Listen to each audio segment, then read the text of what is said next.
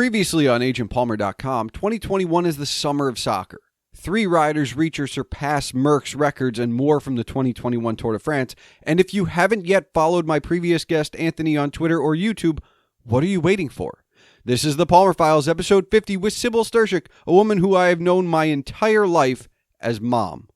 We talk about her starting her own business, internal communication, and of course, being my mom. Are you ready? Let's do the show.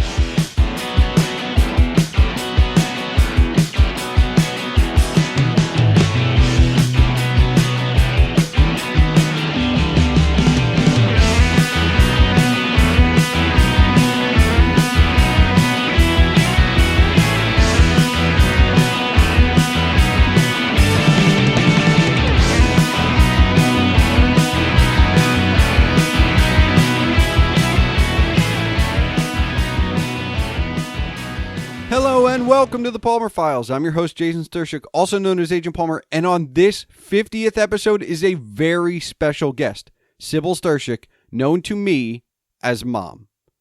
And aside from being my mother, she is the founder of Quality Service Marketing and the author of 2 books. What you are about to hear is a conversation between mother and son, who they are, where they've been, and how they got there both as individuals and as a family.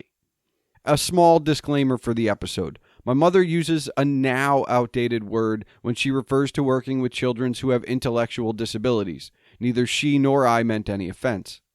Now, before we get going, remember that if you want to discuss this episode as you listen or afterwards, you can tweet me at Agent Palmer, my mother, Sybil Stershic, at SybilQSM, that's SYBILQSM,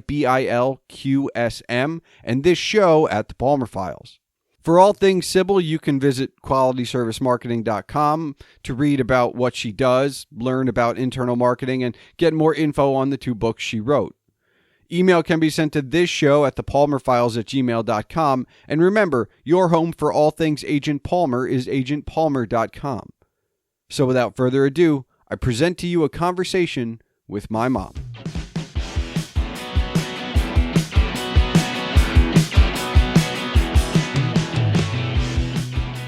What is it like to be Agent Palmer's mother? You know, very few people ask me that question. Yeah, I can't imagine anybody else would ask you that question. That's true. And I'm glad they're asking it me because I wouldn't want to be anybody else's mother. Start sappy. Well, yeah, it's okay. Actually, what freaked me out once was I was meeting with a colleague for the first time. It was a woman, a fellow consultant that I connected with on LinkedIn, and we were having lunch together, and again, first time meeting, and I'm sitting across from her, and you were talking about families, and I happened to mention what you do, and I happened to mention that your alias is Agent Palmer. She said, Agent Palmer? The one on Twitter? The one with the blog? This was before you were podcasting. I said, yes. She said, I know him. We've talked on Twitter. That freaked me out. But it was so cool at the same time. I mean, is it easier to be Jason's mother? I've been Jason's mother longer than I've been Agent Palmer's mother. Yeah, I'm aware of the timeline. And there have been interesting situations sometimes when somebody asks, are you Jason's mother? Depending on how they ask the question is whether or not I'm going to be nervous in responding. Look, I give you a lot of credit because, and there are a lot of people who are not going to like this line of questioning, but I give you a lot of credit because for a long time, despite anything you may do personally, you have been Michael's wife or Jason's mother because we are 2 of the bigger personalities, I think. So we're loud, I guess. In personality. So you end up being, you're his wife, you're his mother. And that, I'm not making this, it's not less on you. It's just you have been relegated to that role because of who we are. Yes, that's true. And especially wherever we've lived, that has been true. However, I do have a separate non-spouse, non-child identity professionally. No, I know. And I give you credit for I'm just saying that when you're with us, you don't you don't get that. And that's okay. Other than people saying to me, "Hey, are you related to Mike?" And, my response, if it was somebody I could joke with, would say, "Yeah, I'm his sister." Now, I have no problem with that. And I'm very proud of both of you. Very proud of you. And as I tell Dad, and every once in a while he gives me one of these looks, I said to him this morning, I said, "I'm just happy to be married to you." Now, that, sometimes I have my moments, or he has his moments, when he jokes and says, he should have gone to Cornell. That's his standard for the fact that we both met at Lehigh University. Yeah. And every once in a while, when he wants to be exasperating, or if he thinks I'm exasperating, "I should have gone to Cornell." Yeah, whatever. But no, I'm happy to be. I'm delighted to be his wife. I'm delighted to be your mother, and proud to be your mother and his wife. Right. And there's no doubt of paternity once anybody sees you two. Well, that's the hard part about this. It's you know what? This is an audio medium, so for the people out there that only know me, they don't realize that you don't get a lot of credit because I look like a mini clone of him. And you also sound like it, because I remember there were times when my sister or brother would call, obviously long distance. We've always lived far away from each other, not by choice. Well, yeah, by choice. And they'd say, "Hi, Mike." "No, it's Jason." They said, "Oh, that happens a lot." And, but I do remember the days of when you were, 6, 7, 8, where we would go to a local festival and they had they had a father-son look-alike, mother-daughter look-alike, and parent-child look-alike, in case the genders were mixed. And you and Dad second, always came in time. Second, because there was a ringer that always won first, and they should have been disqualified at some point. But you guys, same gait, same inflection points. The only difference is you don't have anywhere near a Baltimore accent that sometimes slips out when your father's on the phone with his brothers. Well, it's because I didn't grow up there. I know. That's the only difference. Other than the fact that he shaves every day and you don't. I needed to make a delineation. You're not that identical, dear. No. Just, I do. I hear it. I know when words come out of my mouth that sound like they're not mine. Well, but that's by osmosis. What?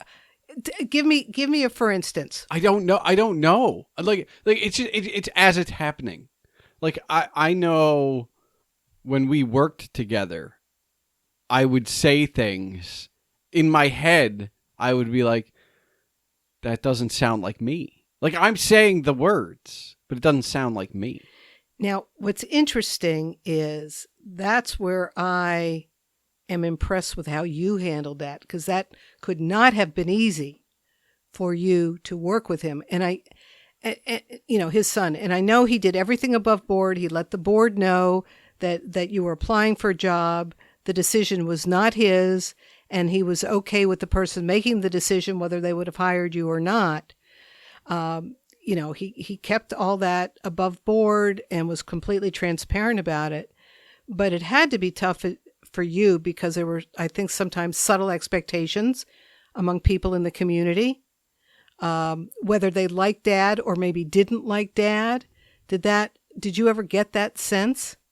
No, I think it was, that was not the sense I got. The sense I got was more that it seemed, especially for people that only know you in a professional capacity, that he just agreed with everything I said. But that's because we're coming from the same place. So as long as I give him the information to bring him to my level, it's not like it is kind of like being a ringer in that regard. What do you think he's going to do? Well, I'm going to do this, so I would expect he would do this. The hard part was keeping my mouth shut when people would ask me, what do you think he's going to do? Yeah. I don't want to. I But- don't want to go there. But did you ever get the sense from people who may have dismissed you or maybe dismissed him because they thought it was you were in that position because of nepotism? It's hard because it's twofold. One, I was so many levels below him and everybody who I would have met, I had met prior because we were part of the, he would, if we went to an opening for something, I would tag along anyway, even when I was not working there. So, yeah, I don't know. It didn't seem awkward in that way. And then people talk to me and, I have a special expertise in, either whether it was digital marketing or IT or, I knew my stuff. I think, anybody with questions was silenced because I could answer their questions. In fact, I changed my title because of him. I was an interactive marketing representative for the longest time, but for 3 years, he introduced me as the web geek, and I just went with it. So that was him because that's how he introduced me. And I've been your web geek for longer. And I've been your IT for even longer than I've been your web geek. Yes, you definitely are, and I couldn't function without you. I think I've set up every computer you've owned. Absolutely. Actually, not the first one. First one was set up, because you were only 5 or 6, by our neighbor. Okay. Because he was in IT at the time. He set it up for me. He helped me get my first printer. But that was it. After that, it was all you. But what's interesting and what you may not be aware of, well, maybe you are. Dad every once in a while would come home and say to me, "You'd be proud of Jason today because I got a compliment on him from somebody within the industry, somebody who had interacted with you, whether or not they knew you were related. So your professional credibility was out there, and that would be reinforced. And I felt so good about that.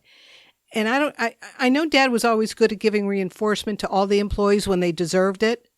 I don't know if he was the same with you or if he held back because of it was you. I wouldn't know because he did treat he was one of the few bosses that I've had in my life, second to maybe the person between us who was also my boss, that treated people as individuals, which is huge in terms of, well, your specialty of internal marketing, but in general, because not everyone's the same. And different people have different motivations and they have different work processes and thought processes, and they may, but if you want the team to arrive at one conclusion, not everybody's going to get there on their same own terms. So, and, the other thing, to go back to, working for my father, I never, unless it came up, right, I never volunteered my last name. Interesting. If I could, hi, I'm Jason. If I could at all, I stopped there. Because I didn't want the next thing to be, oh, are you Mike's son? So I would stop there if I could. So there's a very good chance there are people out there that, because I was never a business card type person, so there are still probably people out there that don't know my last name. But I will say, you got me in trouble in retail. I wouldn't say got you in trouble. Yeah. I think I spoiled you in the sense of you knowing too much about the importance of the employee experience in delivering a customer experience. Yeah, but that doesn't. I mean, all right. So explain. Fine. Yeah. Well, a little knowledge is a dangerous thing, and so when I was in retail, and I would see that there would be unhappy employees that are not interacting well. Look, it's a retail job, and I understand that not everybody's going to be happy, and People have crappy days and they go into work because they have to, and they're living paycheck to pay, and it's a different thing. But if you don't make an attempt, if you don't reach out, if you don't communicate with these people, even on a base level, like, okay, you can't solve any of their problems, but are you at least asking them? And working for my father was easy because he did all those things. And even if he couldn't solve it, you could talk to him. But it's not just that. I think the other thing is your and Dad's volunteerism and your mission-driven work as opposed to profit-driven work. I've lamented it on this show before. Like, I don't have a for-profit mind. And I don't know if I ever will. I just... It's not something I grew up with. And I'm not saying like, oh yeah, people grow up as salespeople. Like, no. But I grew up in mission-driven work, and your internal communication knowledge, especially the stuff that I got through osmosis by just being your guinea pig audience when you would, test presentations. I don't know, that stuff's in there. And it's really hard when I see people doing it wrong. Do you want to explain to your audience what it is? What do you mean, what internal marketing is? Well, okay. Well, in your own words? Oh, in my own words? Let's see how the osmosis works. Well, internal communication is literally... Well, internal marketing is internal communication. And I feel like they're not the same. They are similar. But first of all, it is communication. And really, it's about, to me, in the simplest terms, it's a flow reversal. Normally, information rolls downhill. The executive makes a decision, and the V-level people tell the managers, and the managers tell the employees, and that's the way it works. Internal communication is making sure that the employees are actually happy and inspired and can do those jobs and are equipped to do those jobs. And that is done by talking to the employees and talking to the managers and talking to the V-level people who then talk to the C-level people. So your CEO, your vice presidents, your managers, and your employees all have to talk in two directions. If it's only coming from the CEO down to the VEPs, down to the managers, down to the employees, it's shit. Because you're not going to know what the actual problems are. There are problems on an employee level that employees complain about to each other. And if you don't have an open enough company or corporate culture where the employees have a safe space with which to tell you, here's how I can do my job better, to the managers, and the managers aren't afraid to say something back to the vice presidents because they eventually want to be vice presidents, and the vice presidents aren't afraid to go against the wishes of the C-level people, whatever. You have to create this culture, and that's good internal communication, is when you can have people talk in both directions. Because and this is, go back to working for my father. It wasn't, one of the things I think, to go back to that real quick, that people, I think, made assumptions on is that I had no problem talking to him because he was my father. And that is 110% bullshit. Because I have no problem talking truth to power. That's been, when you go back and look at the chaos that I may or may not have been a part of on campus when I was in college, of talking to vice presidents of the college while I was just a student, or, writing scathing editorials about the administration who I liked, or the faculty or the staff. I have no problem telling you, whether you're a C-level, a V-level, or a manager, that you're wrong. And so I never had that issue. But I also feel like, and I don't know where I get this from, you, Dad, just being me. I care more about the truth than I do about other things. So, this is wrong is something I'm not afraid to tell my boss or their boss, regardless of what happens. I don't fear for my job. I'm going to tell you how it is. But I think in a lot of places, that's not the way. And that's an individual thing for me. Most people need to feel comfortable that they won't lose their job to tell people things. And so that's creating good corporate culture, which now is the buzzword for good internal communication. But you need a healthy two-way communication of every level. It's interesting when you put it like that in terms of the communications, the whole concept, and it's easier. I was talking about this, whether we call it internal marketing, which is taking care of the employees so they could take care of the customers. A lot of it then, starting in a marketing career, it was all, okay, I'm focused on the people side of marketing, not the product side of marketing. And, the bottom line is, and this is a quote I've been quoted on extensively, the way your employees feel is the way your customers will feel. And if your employees don't feel valued, neither will your customers. But from what you just said in explaining it in terms of the communications being two-way, Jason, it's all reflected in the value of respect. Respecting the employee to say, I want to give you the tools and the information you need to do your job.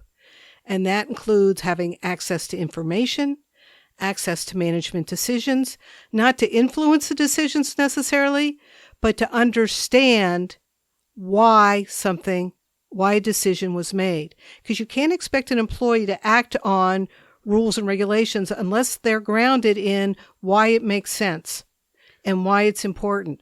This respect goes two ways.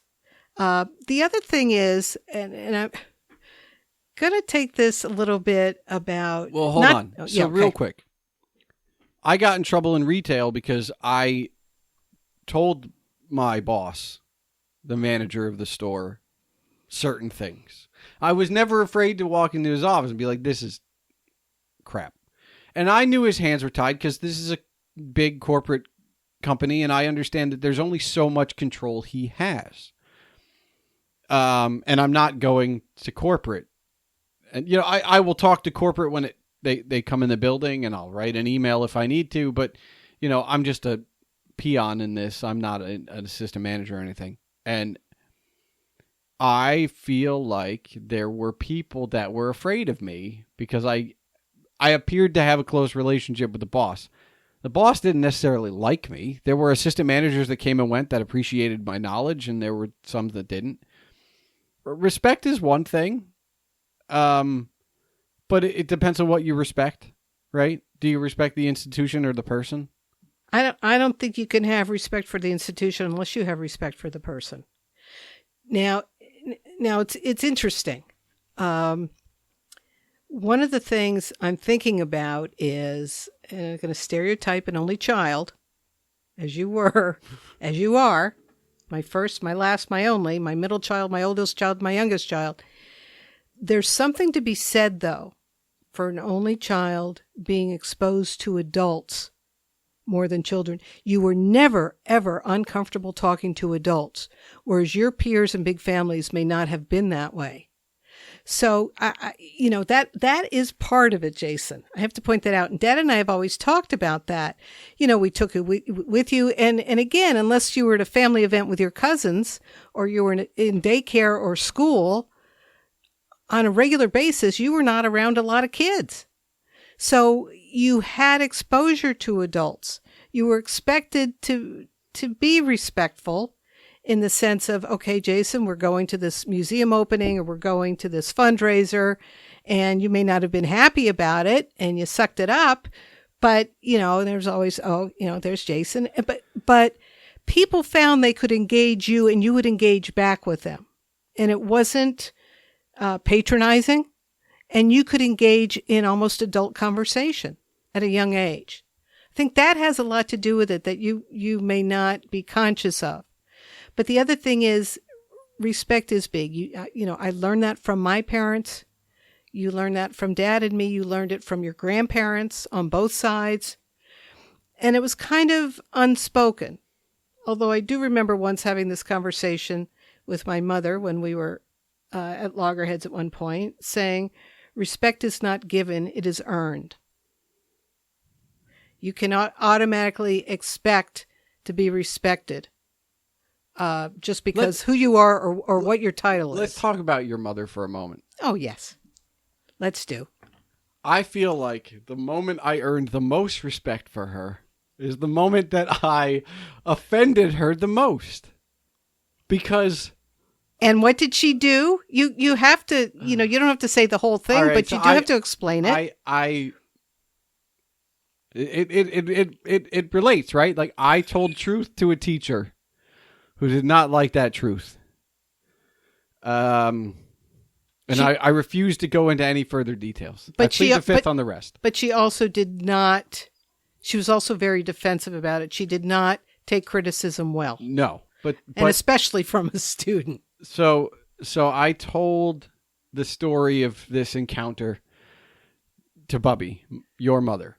And your grandmother. My grandmother. Who was? A teacher. Okay. For a career educator. A career educator. Like a career educator to the point where you would send me to Camp Bubby for a week in the summer or two. And it was go to the library, pick out a book, and write a goddamn book report. Anyway, we did arts and crafts. We did go to the pool and stuff, but there was work. There was work, and remember what happened when she would write you a letter and you would write a letter back? No, you got $1, but right. You had to write her something of substance to encourage you to write. Yeah. So, I tell her this story. I tell her what happened. And my grandmother, my Bubby, says, I don't know the context. All I know is that she said the word fuck to me and hung up on me. I didn't think she hung up. I thought you just called me and said, Bubby said the F word to me because she was so frustrated. I could not believe this. And my uncle said, welcome to the club. Because apparently not a lot of people have heard her curse and use expletives. And only one of the uncles ever said that and he, you're one of 4. And, I'm sure can we call him the problem child? No. There were no problem children? No. He was exasperating sometimes, okay, but I can relate to that. But, I resemble that remark. But anyway. All good. All good. So I got her riled up. But up prior to that point, I had been writing for the paper and sending her pieces. I don't think she would be thrilled with all of my content. I think she'd be happy I'm reading and that I'm writing at all. I'm curious as to whether she would be a more apt listener of my podcast than you. She was always game for anything the grandkids did, but I feel like that was a turning point in our relationship. I think too, she did find you at times argumentative. I think everybody has found me argumentative at times. And you just must have hit her at a point where she was so frustrated and, but yes, anyway, she adored you, Well, she adored all of her grandchildren. Yes. And I think it was fortunate that we live physically close so that you could see her more often. And the fact that you visited her when you were in college, again, because of the proximity, she'd love that. She would call me and say, Jason stopped by today. I didn't know he was going to be, and she loved that. And of course, then you would call me and say, I stopped by Bubby's today. What did she give you this time? She gave me a pack of Tasty Cakes or Oreos. but a couple were missing. Yeah, well, always. She needed to taste test them first. She needed to taste test them. Plus, Bubby had a little bit of a sugar fix. Yeah, it was like the time she would carry these little mini Snickers bars in her purse, and Bubby was diabetic, and I'd say, "Mom, why are you doing this?" "Well, every once in a while, Dad needs something sweet." "Yeah, right, sure, okay, Mom, whatever works." Now, did she do the same stuff? Now, obviously, I was on that side of the family. I was the last grandchild, right? So I was taken out to breakfast, but I had to pay the tip, and I had to figure out the tip on my own. Was that something that she made you guys learn too? That was a tradition with her grandchildren. All of them. So what about? But I don't. To be honest with you, Jason, I don't remember. I know, but it's a math question. You don't do math. Hey. But it was the kind of thing that she did with all of her grandchildren, and it was a teaching moment, but it was also quality time together. She told you how to figure out the tip. Yep. And she was always generous with the tip. And that was just special grandchild Bubby time. She's tearing up. Now she was a wonderful grandmother. She was. And very engaging. It was It was weird that between her passing and Dad's dad passing, and cleaning out 2 estates basically within the span of a year, and I've been trying to get rid of all of my shit since.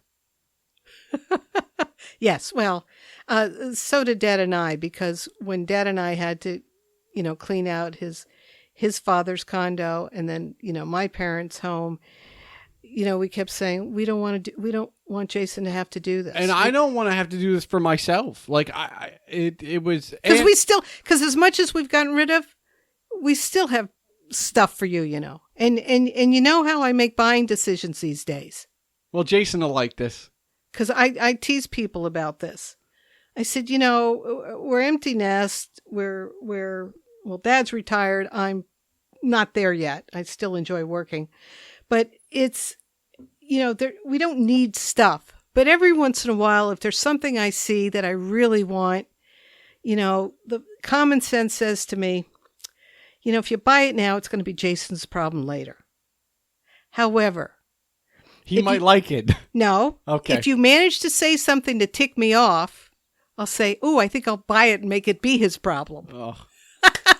So so be nice to me and I'll buy less. Every once in a while, like when you don't respond to my emails right away or something like that, it's like, "Oh man, he didn't, man, I need an answer and I'm not hearing from him." So, anyway, just saying. Yeah. That influences my buying decisions. So semi-retired. Yes, semi. You have your own business. Yes. And it's how old? 33 years. I've been in business full time. And when did you make the decision to start your own business? When you were in kindergarten. Somewhere between kindergarten. It was 1988, so you were 5. And I had been frustrated professionally. I don't know that feeling at all. Anyway, I was frustrated professionally. There was no place for me to go. I had started my career in bank marketing, found that I loved it. I loved marketing, not so much banking. But it was interesting because I started marketing in a service industry when the field of services marketing didn't exist. At that time, it was all that was taught at the MBA and in business schools was consumer product marketing, Coke, Pepsi, or it was business to business, industrial marketing. There was very little in the field of services, whether it be financial services, healthcare, hospitality.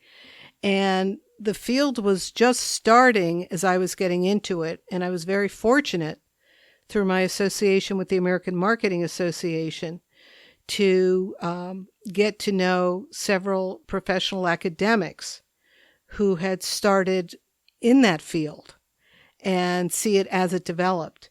But I was at a crossroads, and it was, I'd been through a couple bank mergers, and there was no place. Marketing was going away because it was all being consolidated. So it's like, I don't have a career here, but I could go out on my own. But I never thought of myself as entrepreneurial. And then I got to the point of, believe it or not, two things. One was a baseball metaphor. Hard for you to believe, isn't it? Well, That said, you can't steal a base, can't steal second base while keeping your foot on first, meaning you had to do something. yeah. And it was also, knowing the fact that we had this routine where we dropped you off at 7:30 in the morning in daycare, and we picked you up at 5:30, of saying, if I work at home, I'll have more flexibility. And I remember saying to you, you may not remember this, I said, Jason, how would you feel if mommy were home a little bit more and mommy had more time to spend with you? And you looked at me with those gorgeous deep blue eyes and you said, I'd like that, mommy. Bingo, decision made. So I started working from home. Now, at that point, you were still in after-school daycare. Well, I was starting to get things, but the point was, you weren't necessarily there 5 days a week. I had no issues if I had to take you to a doctor, then I didn't have to rearrange schedules with your father. And, I could take time off to be with you, and it was delightful. Plus, you were my ready audience, so that when I was doing my presentations and I'd set up the old slide carousel in the kitchen and project against the back of the kitchen door, you would sit there with me, and I'd say, Jason, does this make sense? And, I don't even, you could read at that point, so you could catch a typo or two, but you were such a great audience. Well, you gave me snacks. Of course, whatever works, and especially food. Yeah. But you became also my little AV guy. Yeah. You don't remember this because we were in New Orleans. I was what, 12? Yes, you were 12. It was a year before your bar mitzvah. You were 12, and we were in New Orleans, and I was speaking at an international marketing conference for collegiate chapters, collegiate marketers. And I had brought you and Dad with me. I felt bad because we were away over your birthday.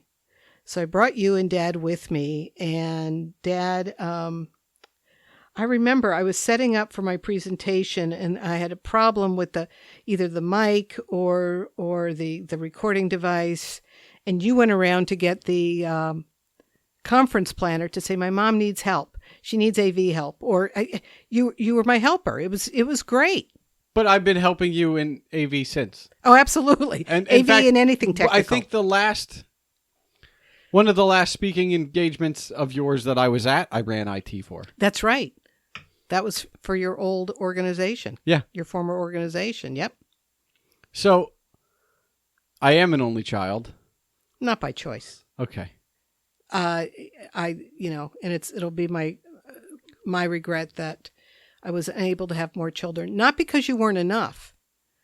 It's just because I wanted you to have the same relationship with siblings that I had and still enjoy, and that your father has and still enjoys. If you had the ability, you are one of 4. Yes. Dad is one of 4.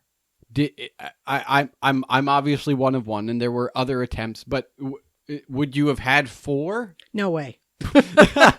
No way. No, actually, I've been one of 2. you'd been one of 2 or 3. Okay. Yeah, not 4, but 2 or 3. Is there a reason you didn't want to go? I mean, because you're, One of 4. Well, it's financial. it's part of it. Career. I'm sure. Although, I had a great role model because my mother always worked. Both of my parents worked. And actually, your dad had a role model too, because your grandmother, your paternal grandmother, or his mother, worked part-time, but she worked. It was in the family business, but she still had a job and maintained the home and everything else. So, yeah, it was always... Do you Yeah. look? Do you feel, especially in 2020, 2021, 2020-ish, 21st century, whatever the hell we're calling this now, do you feel left behind by the, I don't know, the women's empowerment of, we don't have to stay home. We don't have. I mean, you stayed home with a business and a kid, but Yeah, but I don't feel left out at all. It was that I had the freedom and flexibility to make that choice. The thing is, Jason, I'm not sure I would have gone out on my own if there had been a place for me corporately within the organization, or I would have gone to another organization. At that point, though, I'd had it because throughout my career, I have worked with several bosses. 2 of them were absolutely phenomenal, and I just adored them and respected them, and they were great, and still serve as role models for me in terms of how they managed people. And again, respect was part of that. And I also had several bosses who were either incompetent or just obnoxious and arrogant.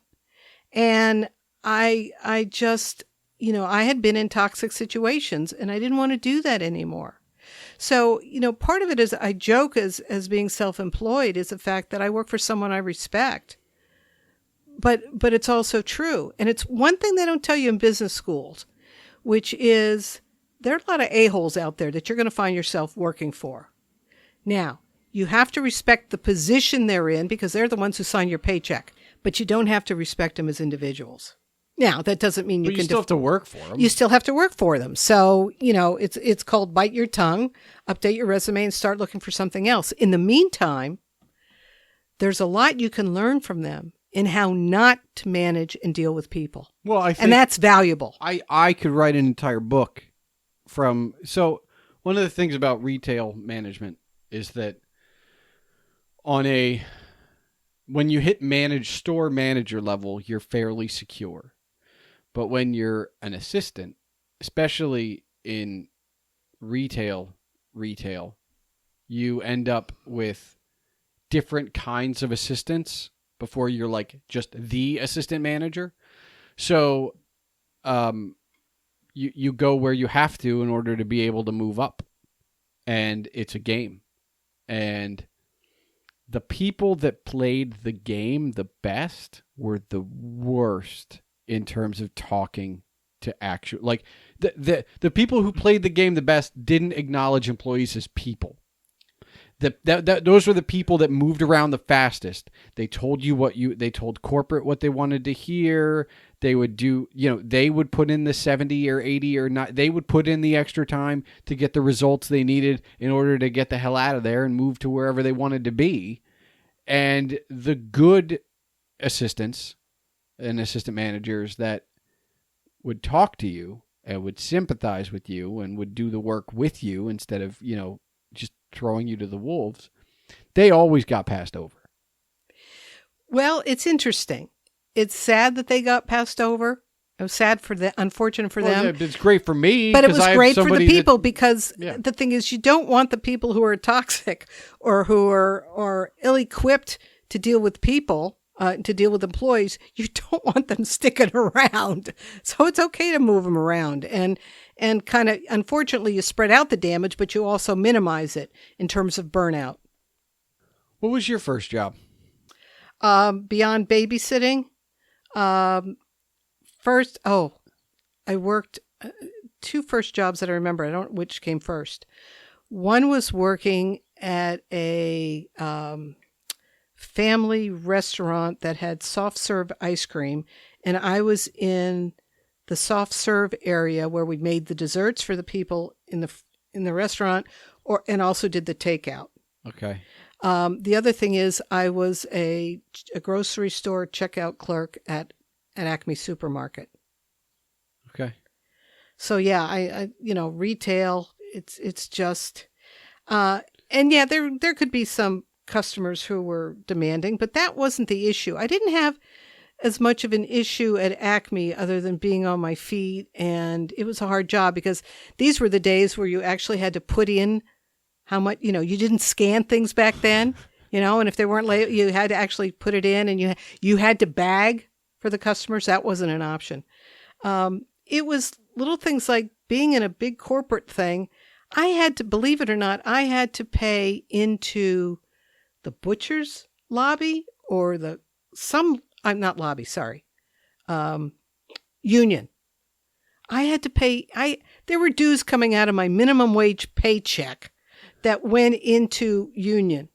Like, I'm working after school. This is high school. This is a part-time job. Why is half of my salary going? I'm not going to be around. And it was grueling work. The ice cream thing, boy, I remember, those big machines with the soft serve? Yeah. We'd have to clean those out. And you could take apart the equipment where the stuff came out of it. And I remember having to, with a rag, a cleaning rag, put my whole hand into that unit up to my shoulder to clean it out. It was sticky. But other than that, I did other work. I was a camp counselor at a camp for retarded children. I did a lot of work as a volunteer with retarded children as well. And that got me that's where I started my nonprofit life, which is, and I loved it. I loved the kids. And yet I found I didn't have as much patience with the kids as I thought I should have had. But I found I was compelled by the mission to help them. And I loved the organization and association of it. So I felt I was better. And again, as a volunteer, rather than working directly with the children, I was better in coordinating the other volunteers to put together the Christmas party and to do the fundraising efforts that we did. And that's how I got into what I call association or organizational life. I loved it because that's where I felt I could do the most good, since I didn't feel I had what was needed to be on the front lines with the kids. Well, I mean, you've never stopped, right? Like you've been on boards, and I mean, so the pitch for me to be on the local NPR board came from two different people who both know you and Dad very well. And they both said I got the same pitch from both of them, which is, your parents are on a lot of boards. Would you consider it? And I was in a position where I'm unemployed. It's good networking, but it's also something to do, period. Like I can help. But it's also like I don't know what you guys ever did on boards. So now I'm getting my experience in what that's like. I mean, I've worked in nonprofit and there are boards above you. So I have a general idea, but I've never been a board member until now. And, all I remember from like childhood and stuff is like, oh, we have a board retreat or a board meeting or, this, that, or the other thing. And now we're at a gala.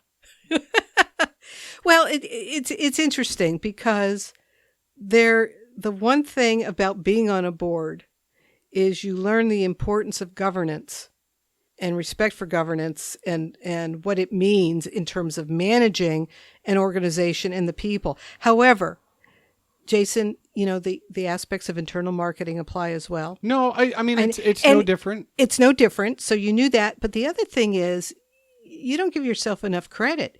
You had gotten involved, remember, when you were in college.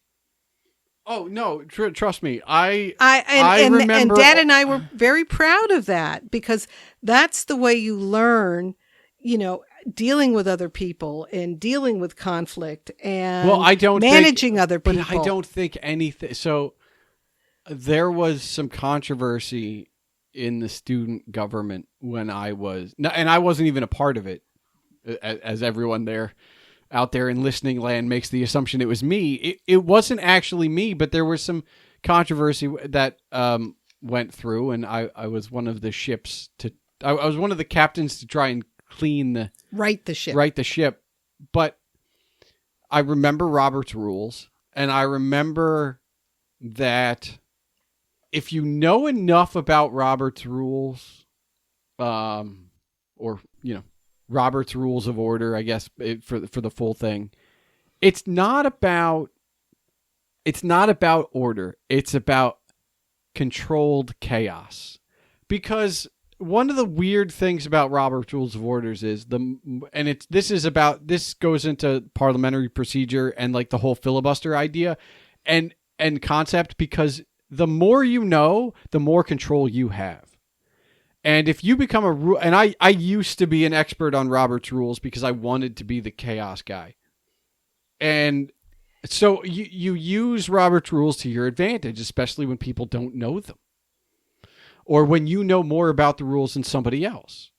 And it's like this in every sport known to man, right? Like if you're playing a pickup game and somebody knows a rule that you don't know, or like a very rare thing, like whatever, they can use that to their advantage if they want to. So I'm coming back to this board decades removed from college, and it's like, can I have a first? Can I have a second? And I'm like, is there going to be discussion? And I'm like, oh, like it all comes back to you, like not the minutia that I used to use to create chaos, but that part, some of it comes back to you, and you go like, wow, like how did I know half of this stuff back then?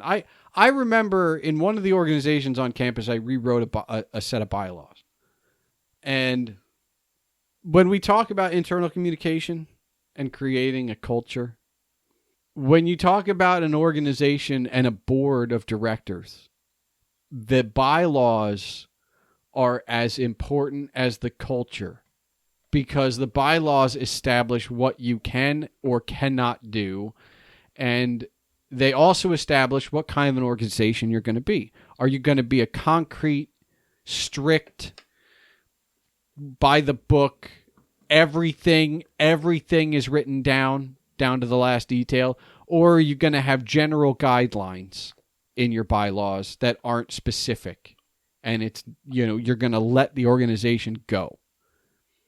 There's a huge difference in those sets of bylaws. One set is 50 pages long. The other is 5, and I'm not joking. Like that's the difference. Although it also depends on if they use a lawyer to help them with the bylaws. There's some stuff they have to put in. But anyway. Yeah. But you're right. I mean, and that's where I learned the value of governance in terms of, if there was a question, go back to the bylaws. What was the original intention for the organization? And it makes a big difference. And yet I find so many nonprofits that I work with, term limits.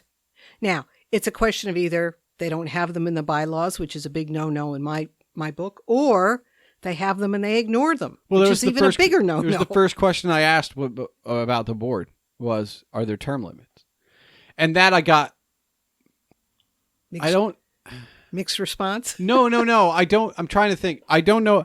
I got it from Dad because... but I didn't get it from Dad, or Dad didn't come up with it, which is... Dad always at least explained it well, which was, we have bylaws that establish term limits for board members because we don't want the board to stagnate. And in order to make it not stagnate, you need rollover. And not like, oh my God, so-and-so quit. Just, your time's up. It's time to get new blood in here. Yep. Because you end up in organizations where I'll posit this for a moment here. One of the biggest problems of campus, collegiate, board, and government is the same probably issue that you have in high school. People don't want to actually be involved. They just want to say they've been involved. It looks good on my college transcript. This will be great on my resume after college. You know what? People still do that to this day. And those people are the ones that you need term limits for. Yeah, you're going to get somebody who's great that can only stick around for 4 years if it's, two-year terms or whatever. But you know what? It's better to have those people come in as shooting stars than to have a board of 12 people where 10 are on the board because they've always been on the board and they always want to say they were on the board. Those people exist from high school to college and in the real world. And I don't mean to be flippant about it, but they're just taking up space. Well, you're not doing anything. We call it dead wood on the board. What's interesting is I worked with an organization once where the board chair had been there 13 years. The rest of the board, nobody did anything. Nobody had to. And nobody wanted to do anything. And it was like, I kept saying to the executive director, and there were no term limits on the board. I said, well, you sure you don't want to do a board retreat? And we can do a board retreat and we can do a board assessment. But the only way this board chair is going to go is if he keels over. And, that's an impossible situation, can be an impossible situation for the staff, unless they can do things despite the board. Because the board is clueless. Well, in a lot of instances that, the board doesn't take an active role. They're just... Right. And it depends. One of the things I've learned with a nonprofit is when anybody approaches you about a board, or it's one of the things I look for when a prospective client approaches me, or if I'm doing pro bono work, is your board strategic? Is it operational? Sometimes in a smaller organization, it has to be operational because they're either new or they're so small that the board has to be hands-on. Or is it for show? If it's for show, get someone else. It's not worth it. Anyway, that's been my experience in working with boards. So, semi-retired. Yes. What does that mean? It means when your father retired, I didn't want to work, 40 to 60 hours anymore. I wanted to have some time with him that we could do things together and travel. But I'm not totally willing to give up work. On the other hand, if you think about it, I've been on a forced sabbatical for 15 months. Well, hold on. Let's talk. I don't want to talk about that for a moment. What I want to talk about is that my father retired after putting in 60, 70-hour weeks for 40, 50 years. Yep. Because I think if I ever ask him, he's going to say he put in that time in high school too. Whatever. He's a workaholic. There's no denying that. And he retired, and to his credit, I think he did spend the month of January and February, just the first 2 months. The first 2 months home. And then, eventually, fast forward, COVID happens, and now those 2 months, give or take some time in between, those 2 months, he's back home again. Well, he's had almost a full year, though, before COVID. Okay, but what was it like? Because you two haven't spent this much time together ever. I know. Period. Like, even the retirement, the first couple months of retirement, he was still kind of getting out, and I'd see him. He'd have lunch. We'd have lunch. Right. And I was still working full time. You were still working full time. COVID happens, and ignoring what it meant for your business, the two of you who have been together for 47 decades. 47 years. I'm just going to say decades. Yes. Are forced to spend more time together than since you were in college. No, you know what? It's interesting that you bring this up because I noticed it after the first couple months of COVID, because I realized your father and I had never spent that much time together. We met in college. We're taking courses. We get married. You start your careers. You have a family. Your father and I were never big on vacations. Any vacations would be spent maybe once or twice a year visiting family in Baltimore, Toronto, or visiting your grandmother. Toronto's where your aunt and uncle live, so we never took a lot of vacations. We never spent that much time together. As a family, I remember 2 vacations. That's it. 2 that were real vacations. Yes. None of this. There's a bar mitzvah or a bat mitzvah in Vegas. Let's take a vacation out there. Well, it's travel, but it's not a vacation. We went to Jamaica, and then we went on a sailing ship. A windjammer. cruise Cruise. off the coast of Maine. Right. Those were the two. And one was, I was like 6 or 7. We went down to Disney World. I don't. But that was tied in with a business thing I had. So, And New Orleans was tied into a business thing. Yeah. What are you gonna, all right. So listen. All right. So anyway, not a lot of vacations, but no. you spent. You don't, so we never spent. And the thing is, even during weekends when we'd have time together, you're doing stuff around the house. You're doing errands, or the weekends. Then when your father got back into tourism and hospitality, he'd have something every weekend. Now, towards the end of his career, you guys did start taking trips. Yes. And actually traveling. Yes. And that carried over a little bit into the thing. But what's it like being forced to be, there's nowhere to go? Not you're forced. home. It's Well, you're forced. There's nowhere else to go. Right. There was no place to go. And I remember a friend of mine joking with me, and it really hit home. It hit home when he retired. Because, Dad's like, okay, I'm going to eat lunch. It's noon. Well, I'm working in my office in the garden level. Sometimes I don't come up for lunch until 1 or 2 o'clock. So it's like, I hope you're not expecting me to have lunch with you just because you're home. And as a friend of mine said, when her husband retired, she said, I told him, we married for better or worse, but not for lunch. And then I got it. I absolutely got it. But one of the things Dad and I did to cope was we took to our respective corners. He has an office in the house. You have an office in the house. And we would do things, but that was partly to try to stay engaged. And a lot of it was coping with the pandemic and reaching out to friends and family to make sure everybody was okay. And then, we'd meet in the kitchen, sometimes for lunch, always for dinner. And, and we'd watch some TV together, but we have our different interests. He has his guitar lessons. I have some reading that I do that's different. I joined a gym. I got into some fitness classes. So we've always maintained our separate interests, but we do also have a lot in common. And we still balance that out.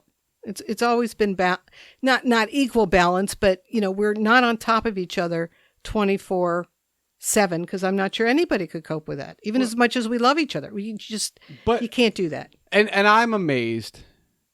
Amazed is one word. Disappointed is another, but that's aside. So I'm disappointed because as my role models, when I didn't find my wife in college, I was a little disappointed. That was your no, hang-up, not ours. I know. I'm aware. Do you want to explain that? No, please? You guys met in college. Yes. And lived happily ever after. And having not really... You just assumed that was the way it was. I just assumed that was the way it worked, right? It was the same with your at least most of your aunts and uncles. Yeah. And I had heard all of those stories. Everybody... Look... And of your generation, and maybe not your generation, but of the people I know in and around your age and your generation that are still married, or as I was growing up were married, everybody met in college. It felt almost. For the most part, it felt that way. So, but what I want to say, and that's my issue that but what I will say is that you have been married for 4 decades on, and you are surrounded by other couples that are close to or around 4 decades. And that makes you the majority of people I know, but the minority to the world. And it's weird. I mean, my godparents are still together, and you met them in college. Yes. And they've been married almost as long, right? But they didn't meet in college. They were high school sweethearts. Did you know that? No. Yes. Well, that's for when I have them on. Yes. Okay. Yeah. No, but I'm just saying, that longevity doesn't exist anymore on a level. But you're right. A lot of the people that your father and I socialize with, your godparents, former neighbors, friends from college that we celebrate every Thanksgiving with. Yeah, I see that now. Yeah. Well, Yeah. all right. That's Anyway, there's still hope. You don't have to meet them in college. It's okay. it's fine. No, it's fine. I mean, I'm not going back to school. Do you? You may not remember this, but you paid your father and me the ultimate compliment once when you were in college. I remember. I know exactly where this is going. I said that I can't become a decent fucking poet because there was no tragedy in my life.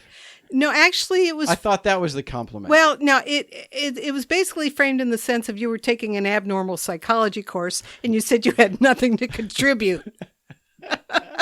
See, I thought it was the artist. I remember the artist one. No, I remember the abnormal psych class. You had nothing to contribute. Well, by comparison, no. We were Jewish Norman Rockwell home, kind of. I wouldn't go that far, but okay. Yeah, fair enough. Fair enough. Anyway, yeah, I was talking about you the other day. You do that a lot? Yes, I do. I'd love to talk about you. I'm proud of you. And sometimes you give me good material. But that being notwithstanding, I was having a conversation with some friends and we were talking about our high school experiences. Where we went to high school, where we went to elementary school, how many years, were we in a junior high school, private school, public school, and all that. And I told them about the conversation we had when our family friend Lee came up with, which is a girl you went to school with, yep, who's become a friend of the family. And we were lamenting over your education, which excluding elementary was fine, early elementary, but it was less than ideal. And, well, you never get to do it over, but I would have wished for a better educational experience for you. On the other hand, when we were having this conversation with you and Lee, and you were trading stories, and Dad and I were trading stories as parents, having to deal with teachers and administration in this particular school district, I took a step back and I said to both of you, well, you know what? You both turned out fine. Despite that, I wouldn't say because of it, but maybe despite that, or maybe it was because of it. You didn't have such a great education, but you turned out fine. So I want to talk about that for a moment. Okay. So I did a solo episode where I talked all about my trip to Israel, kind of how it started. And there's a part of that story that happens while I'm in Israel, back here on the mainland. And that's the part of the story where you now look, but I'm getting ahead of myself. If you had said to me, your parents are going to meet with the principal and the teacher in question, and one of your parents will have to be held back, Dad would have been the one I put my money on going after someone, and it was him who held you back. Absolutely. I still am flummoxed by the idea that it was you who got incensed before him, or I don't. Let me explain why. Okay. Your father, as diplomatic as he is, and he can do this without being emotional, was the one who handled most of the conversation. Okay. And that was our strategy going in, because I was too emotional about it to begin with, but I held back. And Dad did most of the talking. The teacher in question kept her head down the entire conversation, did not make eye contact with me or your father at all, and I was ready to grab her by the throat. That is so disrespectful. Gets back to respect again. Yeah. It's like, okay, sweetheart, you're going to deny everything we're going to tell you. You're going to contradict it. I don't care what's in your freaking head about this that you refuse to acknowledge. Okay, that's your choice. But look us in the eye. Make eye contact with us. She never did. And I just, Dad held me back. The principal was very good. He did not condone, but he didn't defend us either. And basically all he said, being very diplomatic, was, and he made eye contact with us the entire time, "Thank you for bringing this to our attention and making us aware of it." That's all he said. That's all we were looking for. We were looking for acknowledgement is what we were looking for. Yeah. She did not acknowledge the wrong, acknowledge that, okay, well, maybe this wasn't appropriate. We weren't getting that from her. And the whole time Dad was talking, I was watching the principal and I was watching her. No eye contact. I was ready to kill her. It's like, how dare you? And a few other words that I won't say on the air, but whoa, that to me is the ultimate sign of disrespect. Because that is a story that I overheard you telling somebody. I think I overheard Dad telling I didn't hear this. So I come back from overseas and you visit me overseas and I don't hear about this story. And I come back and I don't hear about this story. I don't even know when I heard about this story. I just know I eventually heard about this story and it was mind blowing. Why? Am I that meek? No, I don't know. I see you because I was never an easy child. Excuse me. Thank you. Yeah, no. But at times you were, but at times you weren't. But that's fine. But I seem to remember you being the calmer, and maybe it's because Dad and I are fairly similar. And I either didn't push him enough or he let me. I don't know.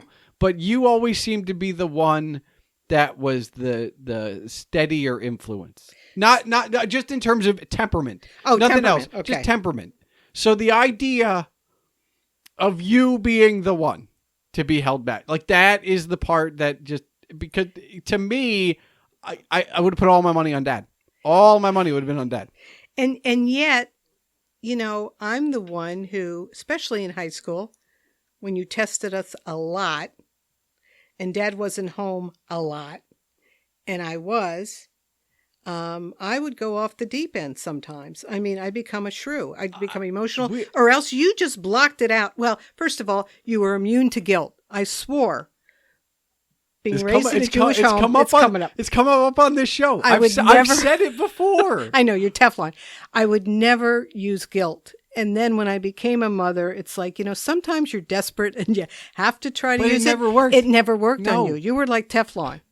And that was annoying to me. Did you ever complain to Bubby about that? I don't remember. Okay. I don't remember. Because for her, yeah, and maybe it's a grandmother thing, but her guilt worked on you too. Oh, please. That's all. That could be a whole other show. Didn't matter. There were times, but it's just. Do you want to talk about our favorite argument, the stop sign with the white borders optional, or there is no blind learning to drive? You know what? That's probably a whole episode too, isn't it? You and me learning to drive. You stinker. This one stinker. When we had to take you for driving lessons, and of course your father wasn't around, so I would have to drive you, 45 minutes away. And then after you had a couple lessons under your belt, you said, well, I'm going to drive to the lesson, and you had to have me in the car. Yeah. And you would miss a stop sign. And I'd like, Jason, there's a stop sign. No, there wasn't. Yes, there was. Yeah. Well, it's your fault, Mom. I don't know where the hell you picked this up from. It's your fault, Mom. Every time in the car with you, I tend to miss stop signs. Okay. Just forget that. Then there was a time you were merging because we were on a highway going into Dunmore, merging. And I said, Jason, you have to check your rear view mirror. And you had the gall. You had the gall to say to me, Mom, they don't teach that anymore. You were a stinker. It's amazing that I even get in the car with you today. Yes, you did test us. There's no. Then there were the times.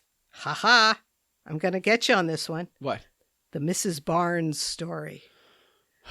Okay. You deserve this one. It was. Look, all right. So hold on. So this goes back to the beginning of the episode, right?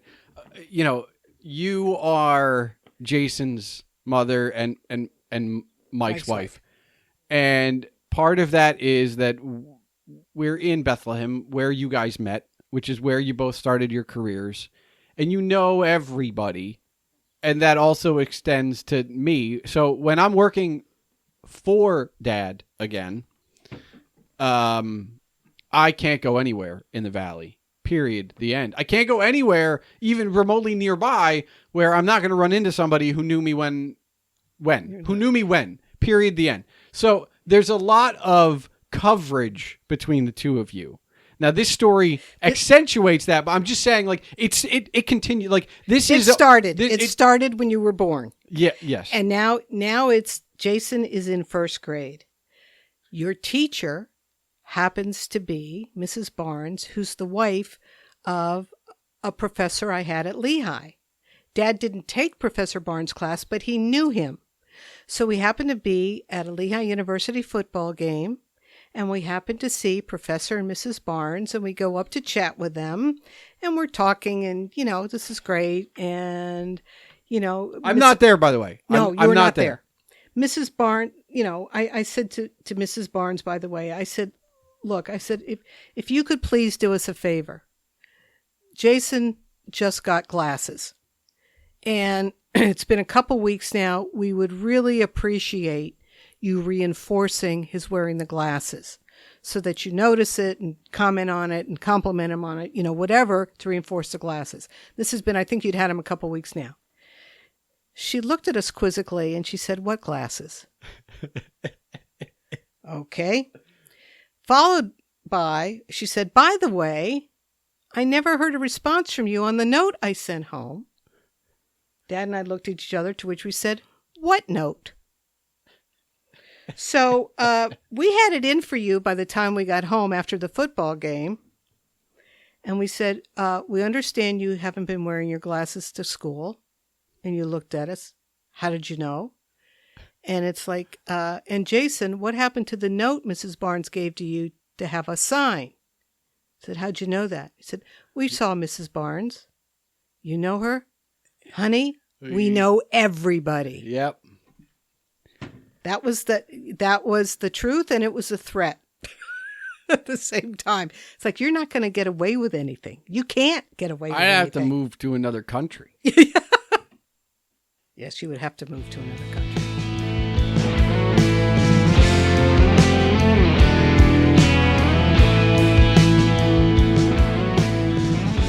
If you didn't notice, my mother and I have what I would classify as a great relationship. Surely, as some of the stories you have heard will attest, we have grown into where we are today, but that's part of raising a child and having them grow up.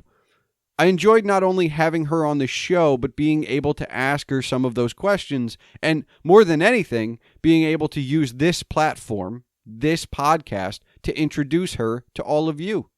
She may be proud of me, but I am equally proud of her.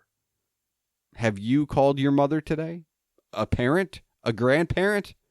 Maybe you should. Thanks for listening to the Palmer Files, episode 50. As a reminder, all links are available in the show notes, and now for the official business. The Palmer Files releases every 2 weeks on Tuesdays. If you're still listening, I encourage you to join the discussion.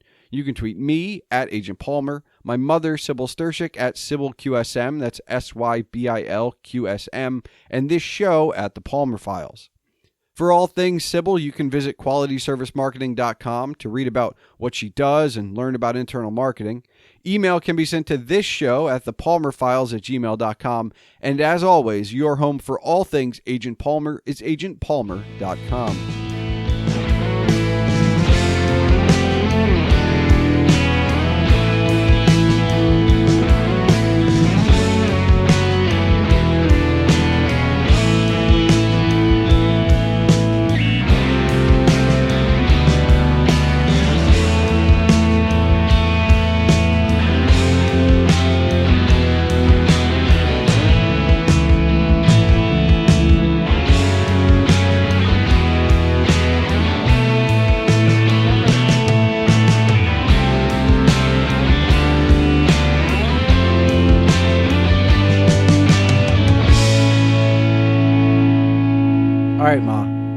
you have one final question for me. Yes, I do. And I've been waiting for this. Oh, God. On your other podcasts, I've heard you talk about your father and me. And on a recent one, or maybe it was your collection, you mentioned recently that Dad had an influence on you in terms of reading. That was the Tolkien. Yep.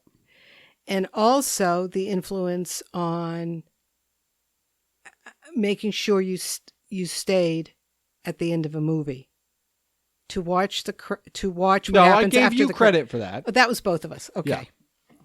But what I want to know is, what else do you credit me for? Well, I mean, you were the Beatles, right? I always pick the Stones, but like you were the Beatles influence. And musically, you know, there were other things, right? The Beach Boys was mainly you. The Love and Spoonful, John Sebastian. You know, the musically, I don't know who cooking comes from. I feel like that might have skipped a generation. Like I know I cooked a little with Dad, but I feel like I osmosis got the cooking stuff more because I'm not a baker, and you enjoy baking. I mean, I have to credit you with a slight inspiration at the very least for starting my own business. I mean, it was a confluence of a lot of things. Chris, I had helped him with his business, and he had just folded, and I was like, well, but this was fun. So let's just keep doing this under a different name. But, you know, you were an inspiration there. I don't, I mean, music's a big one, I will grant you, but, I don't know. I was just curious, and it's look, and the thing is, they're there. I'm sure they're there, but they're just not as overtly obvious. Is that because you worked with Dad for so long? I don't know if it's because I worked with him or it's because you identify with him. I'm yeah. No, I was just curious, and you do credit me with your internal marketing and respect for communication, and only one person in this family's published a book. 2 books. The first 2 parts of the trilogy. No, that's it.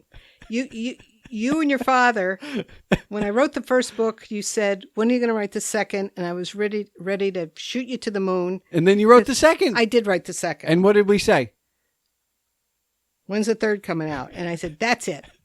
But, you talk about music, and I remember one of my triumphs with you was when we were going somewhere when you were little. I could do John and Paul. Listening to the Beatles, and I'd say to you, who's the solo on this? And you could tell the difference between John and Paul. And you had to be like 4 or 5. It was great. I don't know if I still can. Triumph. I might be able to. Oh, I'm sure you could. You could tell George. Yeah. John, Paul. Okay. Yeah. That was my triumph. You've had others. Triumph. I mean, I'm still alive. Yes. That couldn't have been a solo effort. That was a joint effort. Well, especially after the driving classes. Yes. That and other things. Yes, you are still alive. But we're proud of you. You turned out to be a good person, Jason. I mean, I can only take some credit for that then. I mean, you get all the rest. Thank you. Well, it's just in your bubby and your pop-up and your granddad and grandmom, they get credit too. Your father and I were very fortunate to grow up in very loving homes, and fortunate that we could provide the same for you. And hopefully you can do the same for your family someday. I love you, Ma. I love you too, Jason. Thank you.